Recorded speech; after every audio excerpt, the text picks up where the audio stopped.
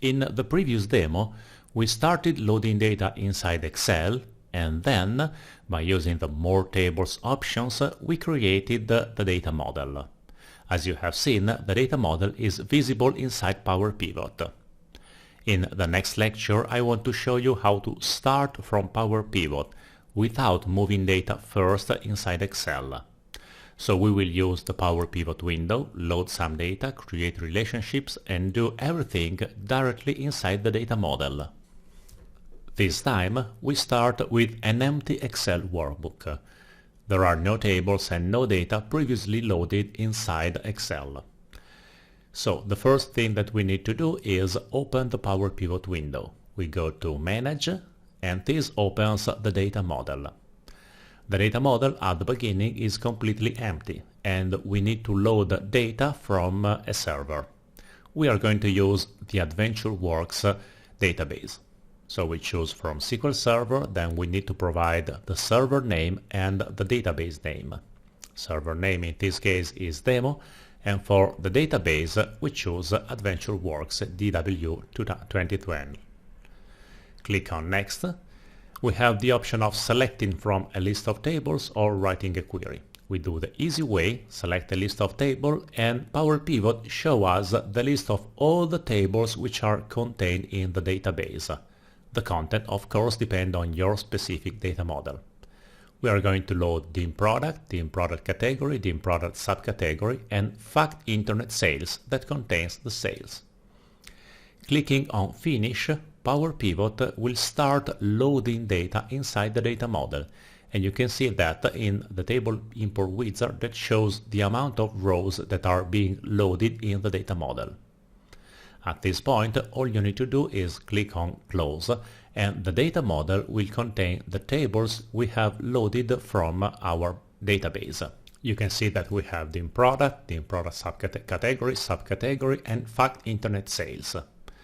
All the values are visible because we are looking at the data view. If you move to the diagram view, it will show the classical boxes and arrows representation. We have the in-product. Let's just reshape it so it's easier to look at. So we have the in-product subcategory, the in-product category, and fact internet sales. And it is worth to note that relationships have been automatically loaded during the loading process from the database. In fact, Power Pivot did an analysis of the metadata of the database and automatically created relationships based on what it found inside the database. At this point, we can already create a pivot table using the button inside the Power Pivot window. The pivot table is immediately created, and because we started from Power Pivot, it is already a pivot table working on the data model. You can see we have all the tables which are present in our data model, and from there we can choose columns exactly as we did with the pivot table before. So we start putting the color, and then from fact internet sales we search for the sales amount. Here it is, put it on the values.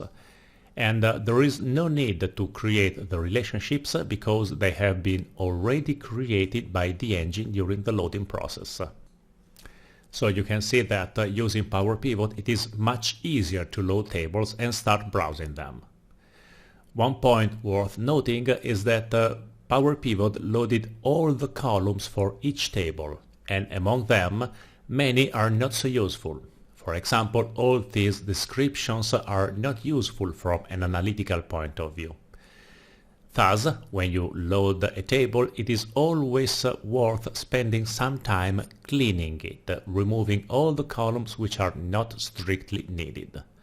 For example, we might not want a measure code, weight and size, and so we can delete these columns. Deleting a column in Power Pivot does not touch in any way the original database.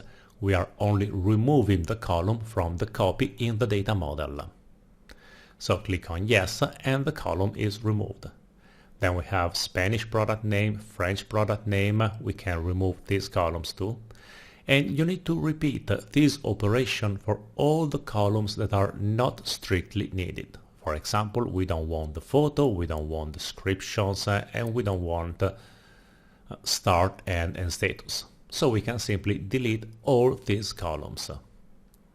The result is that when you will browse your model, it will be much easier to search for interesting information because everything that is not needed is removed from the model.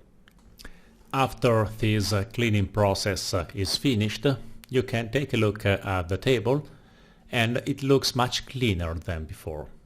You can appreciate it if you go back to the pivot table, and if you expand the dim product, you see that all the useless columns now disappeared from the pivot table. Yet there are some columns like product key, product alternate key, and product subcategory key, which are not useful in the pivot table, but they are still there. And we cannot delete all the columns that we don't want to see. Think, for example, at the product key. Product key is used in the relationship between the fact internet sales table and the product table, so you cannot delete it without affecting the model functionality. There is another option that is hiding the column. If you right-click on the column, among the many options there is Hide from Client Tools. If you choose it, the column is grayed out, and you can do that for product key and then even for product subcategory key. At this point, you can go back to the pivot table, expand the product, and you see that the two columns are gone. This operation will need to be repeated for all technical columns.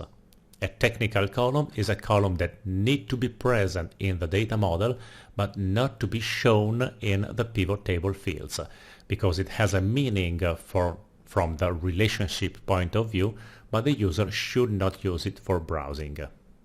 Technical columns appears everywhere, because each table will probably have a key, and so it will have some useless columns and some technical columns. You need to spend some time to clean your data model and shape it in order to make it easier to use. I want to show you what can happen if you forget to hide a column which should not be used. For example, in the product subcategory, we have the product category key.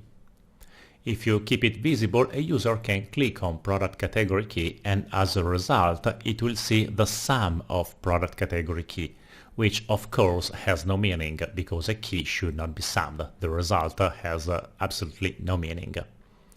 So in order to avoid this, you need to spend some time cleaning it. So you go to the product subcategory key and hide it, and then you can do the same for product category key. This process needs to be done for all the tables and all the columns, detecting useless and technical columns.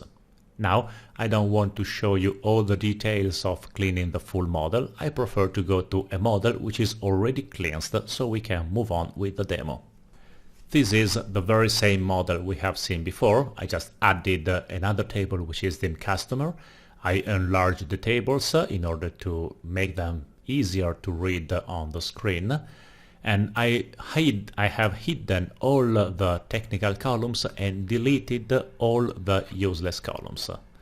The final result is that the columns contain less data, and it's easier to compute values and look at results. And if you create a pivot table based on this model, in the pivot table fields you will see only useful columns. So when you click on a column, you always get the result that you can expect from that column.